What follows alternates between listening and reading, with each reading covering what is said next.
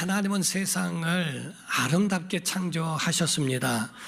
만물이 노래하고 찬송하며 그리고 또 하나님의 운행하심 속에서 존재하는 것이 만물입니다. 이러므로 하나님은 전능하시며 좋으신 분이십니다.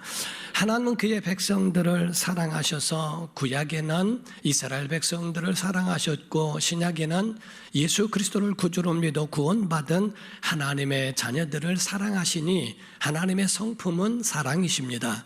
요한일서 4장 8절을 봅니다. 시작. 사랑하지 아니하는 자는 하나님을 알지 못하나니 이는 하나님의 사랑이심이라. 아멘. 하나님은 사랑이시라라는 말씀을 이와 같이 행하고 계시고 또 기록하고 있습니다. 이와 같이 하나님은 은혜로우시며 자비로우신 우리의 아버지이시기도 합니다. 단지 우리가 죄를 범하여 하나님 앞에서 타락함으로 하나님을 떠나게 되어버렸죠.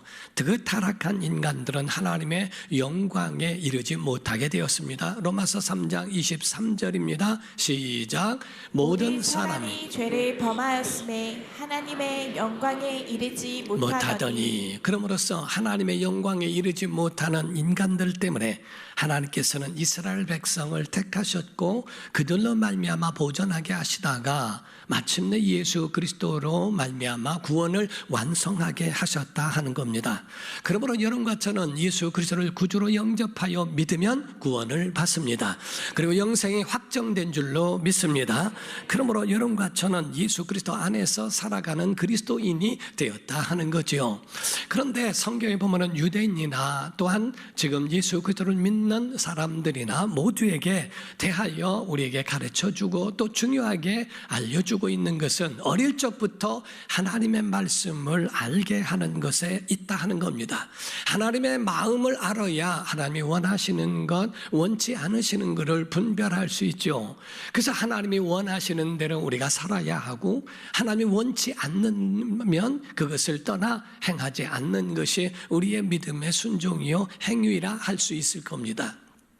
우리가 보더라도 사랑하는 사람이 있으면 그 사랑하는 사람을 더 알아가기를 원하지 않겠습니까? 사랑하는 사람이 좋아하는 것, 그것은 따라서 행하고 닮아가기를 원하고, 그리고 사랑하는 사람이 원치 않는 것은 굳이 그거를 행하려고 하지 아니하고 그거를 포기하고 양보하면서 살아가려고 하는 것처럼 하나님이 무엇을 원하시고 원치 아니하시는가를 알아야 하지 않는가. 우리가 요리 가운데도 위험한 요리가 있죠. 우리가 보고 요리 같은 요리가 있습니다. 그러면 그 보고 같은 거는 전문성 있는 사람이 요리하지 않으면 그거를 먹고서도 죽을 수밖에 없다는 겁니다.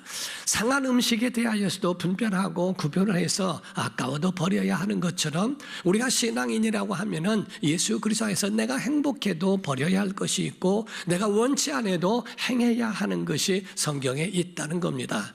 그러므로 성경에 토라라고 그래서 하나님의 계명의 말씀이 613가지가 있는데 248가지는 하라 하는 말씀으로 하나님이 원하시는 것으로 적극 권장하고 있지만 365가지에 대한 계명은 하지 말라. 왜? 우리가 거기에 대하여 해롭게 되어지고 그것이 하나님이 원치 않는 것으로 인하여 우리가 위험해질 수 있기 때문에 이런 말미암아 말씀을 지킴으로 인하여 영혼을 지키고 가정을 지키고 그리고 나라와 민족을 지킬 수 있는 길이 되기 때문에 우리가 가장 먼저 해야 될 것은 하나님을 알아가야 한다 하는 겁니다.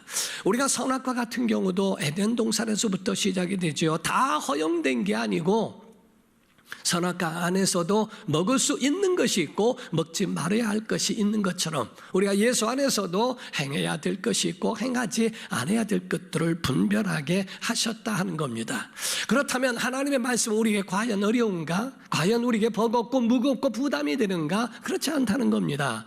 오늘 말씀의 신명기 30장 11절에서 14절을 보면 내가 오늘 내게 명령한 이 명령은 내게 어려운 것도 아니요 먼 것도 아니라 하늘에 있는 것이 아니니 내가 이르기를 누가 우리를 위하여 하늘에 올라가 그의 명령을 우리에게로 가지고 와서 우리에게 들려 행하게 하랴 할 것도 아니다. 이것이 바다 밖에 있는 것이 아니니 내가 이르기를 누가 우리를 위하여 바다를 건너가서 그의 명령을 우리에게로 가지고 와서 우리에게 들려 행하게 하랴 할 것도 아니라 오직 그 말씀이 내게 매우 어디에요? 가까워서 어디에? 내 입에 있으며 또 내 마음에 있음즉 내가 이를 행할 수 있다라고 말씀하신 거예요. 하나님의 말씀이 내 입에 있고 하나님의 말씀이 내 마음에 있다면 어렵지 않다. 그것은 너희가 능히 행할 수 있다라고 말씀하고 있다는 사실입니다. 하늘에 있는 것도 아니고 바다에 있는 것도 아니고 너희 마음에 있고 내 입술에만 있으면 얼마든지 가능하다고 하는 겁니다. 그래서 어릴 적부터 유대인들은 하나님의 말씀을 가르쳤어요. 그 말씀을 가르칠 때에 사용했던 그 도구가 기도할 때 쓰고 또 신앙생활하면서 그 말씀을 가까이 하는 그런 영적 신앙적 도구로서 테필린이라고 표현하는데, 이 테필린은 곧 말씀 상자가 있어서 그 안에 4가지 방이 있고 그 안에 하나님의 말씀을 그 지시하신 대로 적어서 거기다가 써 넣는 것을 가르쳐 말씀을 합니다. 우리가 그 사진 하나를 보면 사진 가운데에 머리에 이마에 있죠. 저게 테필린입니다. 두 번째를 보면, 그리고 이 어린아이에게도 있죠. 그리고 왼쪽 팔에 끈이 있고 그 가운데도 또 말씀 상자가 있습니다. 그리고 또 세 번째 사진을 보면 아버지와 또 아들이 둘이서 똑같이 그 이 의식을 행하면서 하나님의 말씀을 가까이 하는 것이 무엇인지를 가르쳐주고 배우고 있다는 겁니다. 저 끈은 왼팔을 돌려서 그래서 살에 직접적으로 닿게 하고 심장과 가까워지는 하나님의 말씀을 마음에 둔다는 것과 하나님의 말씀을 입에 둔다고 하는 이마에다가 그 말씀 상자를 놓은 것을 가르쳐 말씀합니다. 로시테필린이라고 하는 것은 이마에 둔 것이고 야드테필린이라는 것은 그런 팔목에 매여서 그거를 사용하게 하면서 하나님을 기억하고 그 말씀을 되뇌이면서 그 말씀을 암송하며 살아가게 하는 것을 가르쳐 말씀합니다. 그러므로서 유대인들이나 교역자들이나 이 모두가 다 하는 일이 뭡니까? 목회는 하나님의 말씀을 가까이 하게 해야 하고 그 말씀이 마음과 입술에 있도록 만들어 주는 것을 가르쳐 말씀합니다. 육신적으로 어린아이나 영적으로 어린아이나 모두에게 해당되는 말씀이라고 봐야 된다 하는 거죠. 교육이 잘못되어지면 잘못된 길로 갑니다. 그러므로 하나님의 말씀에 맞는 그 길을 선택하게 해줘야 하고 그 길로 갈 수 있도록 하는 것이 바로 교회요 목회의 사역이라고 볼 수 있는 거예요. 만약에 이걸 모른다면 이스라엘 백성이 아닌 것처럼 하나님의 사람들이 이것을 모른다면 하나님의 사람이라고 볼 수도 없다고 하는 겁니다. 그 말씀 상자 안에는 4가지 방이 있어서 그래서 그 안에 하나님의 말씀을 기록하고 있는 그러한 그 핵심들이 있다 하는 겁니다. 첫 번째 방입니다. 첫 번째 방은 거룩입니다. 자, 따라 하십시오. 거룩. 크게 하세요. 뭐예요? 거룩. 거룩이라고 하는 겁니다. 하나님의 말씀 가운데 첫 번째 명령하신 그 말씀에 대한 것은 거룩입니다. 출애굽기 13장 1절에서 3절을 봅니다. 보게 되면 여호와께서 모세에게 일러 이르시되 이스라엘 자손 중에서 사람이나 짐승을 막론하고 태에서 처음 난 모든 것은 다 거룩히 구별하여 내게 돌리라. 이는 내 것이니라 하시니라. 모세가 백성에게 이르되 너희는 애굽 곧 종되었던 집에서 나온 그 날을 기념하여 유교병을 먹지 말라. 여호와께서 그 손의 권능으로 너희를 그곳에서 인도해 내셨음이니라. 하나님이 너를 구원했지. 그 애굽 땅 종되었던 집에서 건져냈지. 그것은 너에게 복 주려고 한 게 아니야. 복보다도 먼저 너희가 기억해야 될 것이 있어. 거룩이야 라고 하는 말씀입니다. 하나님이 너희를 건져줬으니 거룩하라. 그래서 홍해를 건너면서 애국과 단절하라. 세상과 단절하고 하나님 말씀으로 가까이 하라 라고 하는 하나님의 말씀에 대하여 거룩하라는 하나님의 명령이 그 속에 들어있는 겁니다. 애굽 땅 종되었던 집에서 모세를 통하여 건져낸 목적은 그들에게 복 주시기 위함이 아니라 거룩하게 하시려고. 여러분, 거룩하기를 주 이름으로 축원합니다. 하나님의 말씀에 대한 이런 거룩한 것이 우리 속에, 우리의 마음뿐만 아니라 우리의 삶 속에서도 그렇게 되어야 한다는 거죠. 그래서 출애굽기 13장 8절에서 9절을 보면 너는 그날에 네 아들에게 보여 이르기를 이 예식은 내가 애굽에서 나올 때에 여호와께서 나를 위하여 행하신 일로 말미암음이니라 하고 이것으로 네 손의 기호와 네 미간의 표를 삼고 여호와의 율법이 내 입에 있게 하라. 이는 여호와께서 강하신 손으로 너를 애굽에서 인도하여 내셨습니다. 이렇게 말씀을 하죠. 그래서 그거를 의식을 행하면서 그 아이에게 하나님이 우리를 애굽 땅 종되었던 집에서 건져내셨으니 우리가 이것을 기념하는 것이다. 그에 대하여 거룩하라 하는 것을 그들에게 일러줘라 라는 말씀입니다. 사랑하는 성도 여러분, 우리의 심령에 거룩이 있기를 주 이름으로 축원합니다. 그래서 교회의 목적도 마찬가지예요. 교회 나올 때에 복 받으려고 나오는 게 아닙니다. 첫 번째 여러분이 아셔야 되는 것은 교회 나오는 목적은 거룩함입니다. 하나님 앞에 거룩하여 예배하는 성도 되기를 주 이름으로 축원합니다.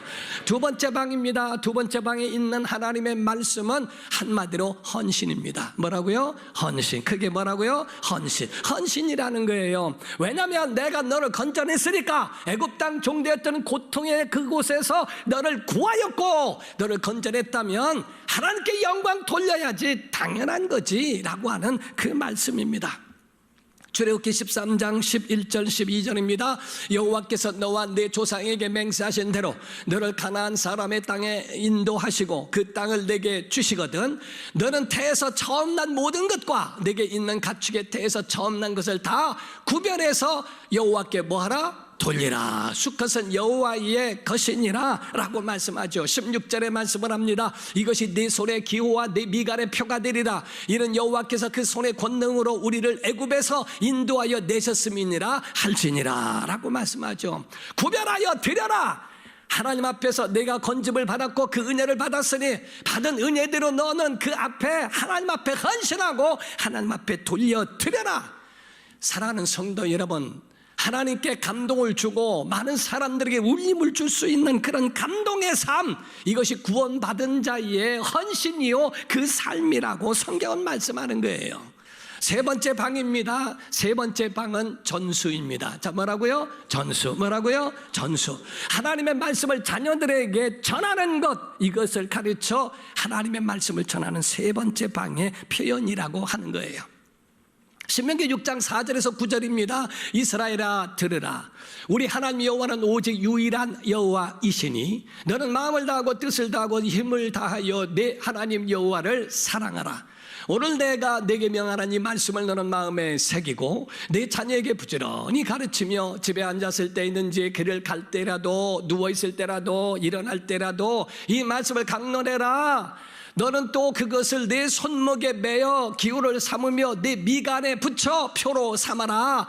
또 내 집 문설주와 바깥문에 기록할지니라. 하나님의 말씀을 이와 같이 말씀 상자에다 놓고 끝까지 잊어버리지 마. 가르쳐. 이거를 자녀들에게 전수해. 믿지 않는 자들에게 알게 하고 그들에게 알게 해주는 이 일을 전수하는 일을 행하라고 그렇게 계속적으로 그를 전수케 하더라는 거죠. 이것이 바로 성경의 세 번째 방의 테필린이라고 표현하는 겁니다. 과연 전수가 되는가? 어떤 목사님의 간증을 들었습니다. 정말 훌륭한 목사님이거든요. 그런데 그 목사님이 부흥회를 많이 나가고 하는데 딸과 아들 둘이 있었다는 거예요. 둘 다 주의 종이 되기를 원하는 마음이 그 속에 가득했다는 겁니다. 한 번은 부흥회를 갔는데 거기에 목사님 따님이 있었는데 아직 결혼을 안 하고 있더래요. 그래서 결혼을 해야 되지 않냐 그랬더니 목사님이 발이 넓으시고 많은 분들을 아시니까 좀 중매 좀 해달라고 그러더래요. 어떤 사람을 원하느냐고 했더니 우리 아빠 같은 사람이면 된다고 하더래요. 너무 목사님이 충격을 받고 그날 집에 와서 딸을 불렀답니다. 너도 혼기가 됐는데 왜 결혼을 안 하냐? 그랬더니 아빠가 그럼 중매하세요 그러더래요. 어떤 이상정을 원하냐 했더니 아빠만 빼고 다 된다고 그러더래요. 너무 충격을 받았다는 겁니다. 아들에게도 야 우리 아버지도 목사님이시고 나도 목사이고 그러니 너도 목사가 되면 어떻겠냐 그랬더니 아빠 목사 빼놓고 다 될게 그러더라는 거예요. 말씀을 전수하고 내가 하는 일을 좀 같이 좀 했으면 좋겠는데 그게 전수가 안 돼서 너무 마음이 아프다고 상하다고 하는 말씀을 들은 적이 있습니다. 사랑하는 성도 여러분, 성경에 하나님 말씀을 전수하는 것, 나옴이란 사람이 있어요. 이방 땅에 갔지만은 자녀들도 다 잃고 남편도 잃었지만은 룻이라고 하는 여인에게 대하여 말씀이 전부 다 전수가 됩니다. 그 룻이라고 하는 그 여인이 나오미 시어머니에게 뭐라고 합니까? 어머니의 하나님이 내 하나님이고 어머니의 백성인데 백성입니다 라고 말합니다. 여러분, 우리의 자녀들에게도 여러분을 따르는 모든 사람들에게도 똑같은 이런 고백이 있기를 주 여러분으로 축원합니다. 이 말씀이 그들에게도 똑같이 나와야 될 것이 아니냐 이 말이에요. 사랑하는 성도 여러분, 하나님의 말씀이 자손들에게 이어지게 하기를 주 이름으로 축원합니다. 네 번째가 축복입니다. 자, 네 번째가 뭐라고요? 축복. 네 번째가 뭐라고요? 축복의 역사가 있어야 한다는 거지요. 하나님의 약속이 그 안에 있습니다. 신명기 11장 8절에서 12절입니다. 그러므로 너희는 내가 오늘 너희에게 명하는 모든 명령을 지키라. 그리하면 너희가 강성할 것이요 너희가 건너가 차지할 땅에 들어가서 그것을 차지할 것이며, 또 여호와께서 너희의 조상들에게 맹세하여 그들과 그들의 후손에게 주리라고 하신 땅, 곧 젖과 꿀이 흐르는 땅에서 너희의 날이 장구하리라.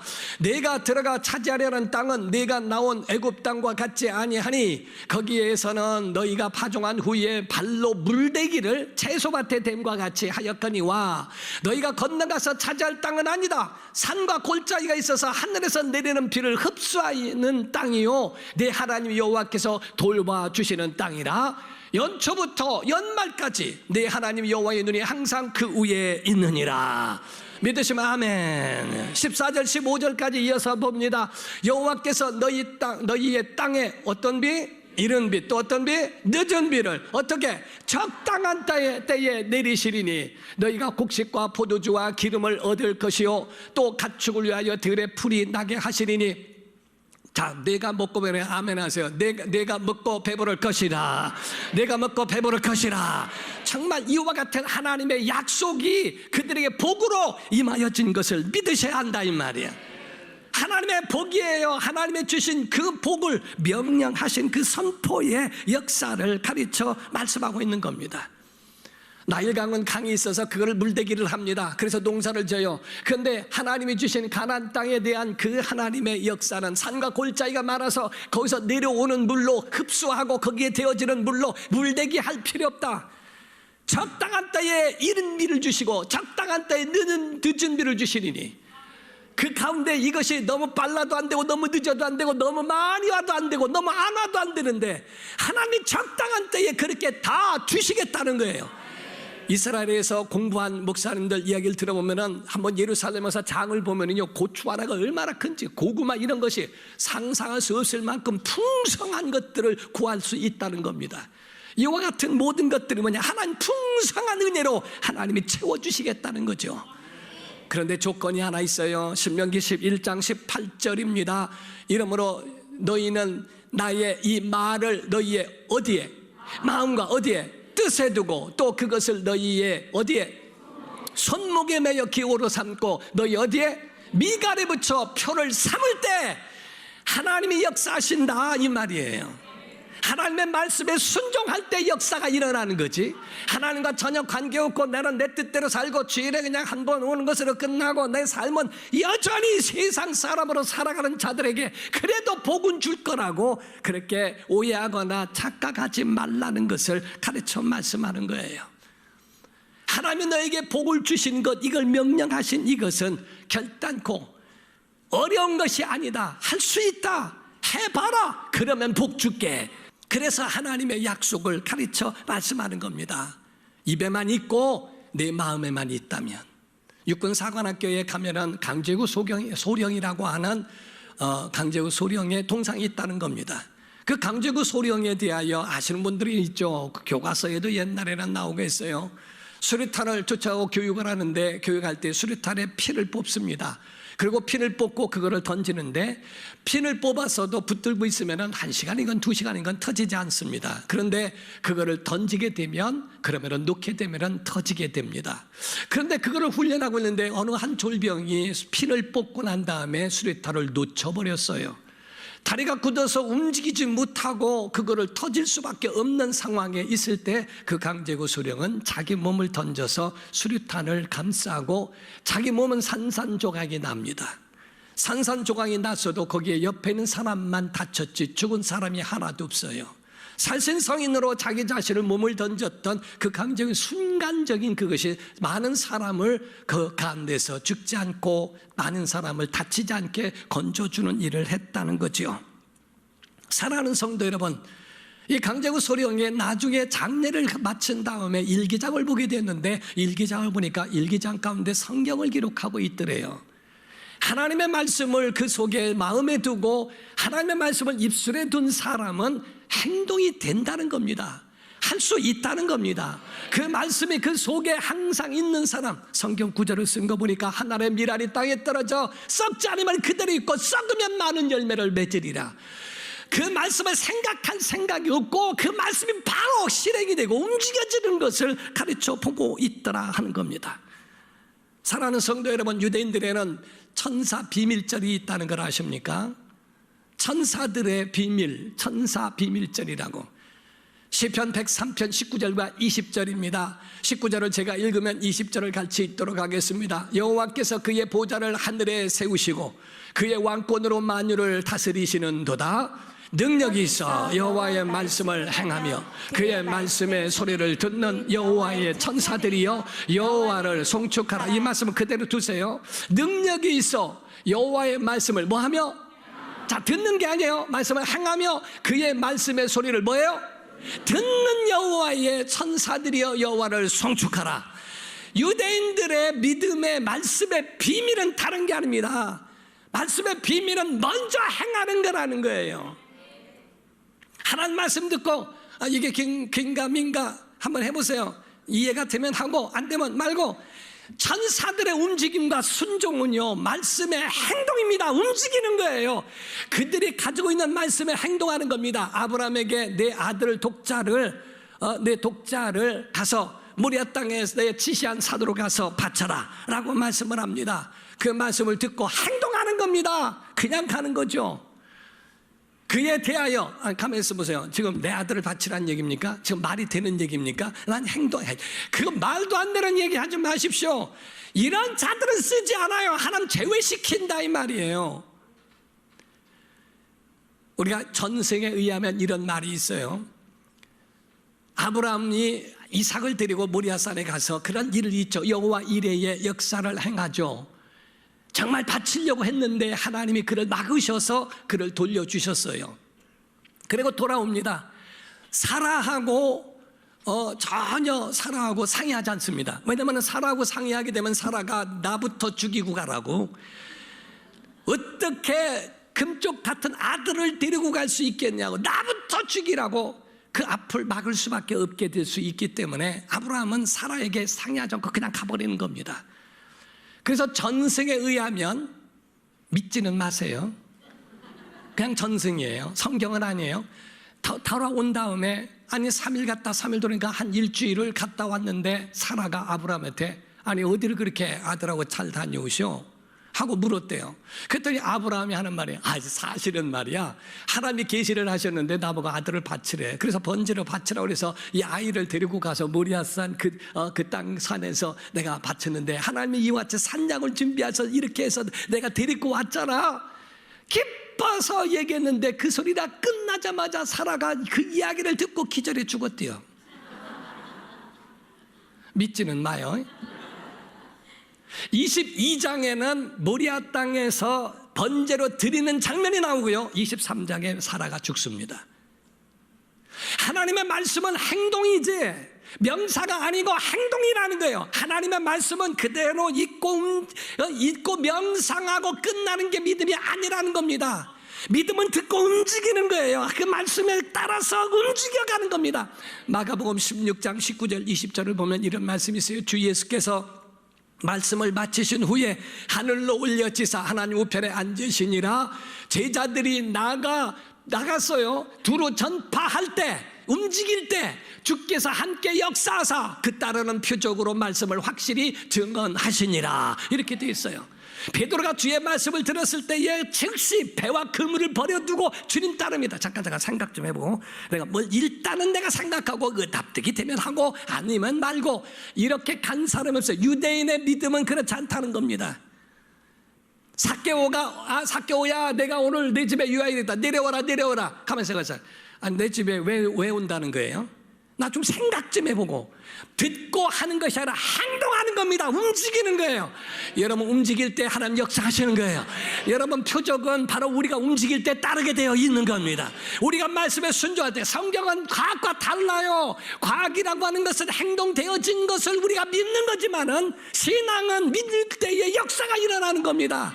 믿으면 하나님의 영광을 보리라고 그랬지, 영광을 보면 믿으란 말씀이 없어요. 하나님의 영광은 믿어야 보는 겁니다. 그 말씀이 우리 가운데 믿고 행동하라는 거예요. 자, 나병 환자에게도 가라, 네 몸을 제사장에게 보여라 라고 말씀할 때 행동할 때 나음을 입는 겁니다. 사랑하는 성도 여러분, 거룩하기를 주 여러분으로 축원합니다. 사랑하는 성도 여러분, 헌신하기를 주 여러분으로 축원하고요, 그 말씀을 전수하기를 주 여러분으로 축원하고요, 하나님의 베푸신 그 큰 복이 여러분과 가정에 넘치기를 위해서 여러분으로 축원합니다.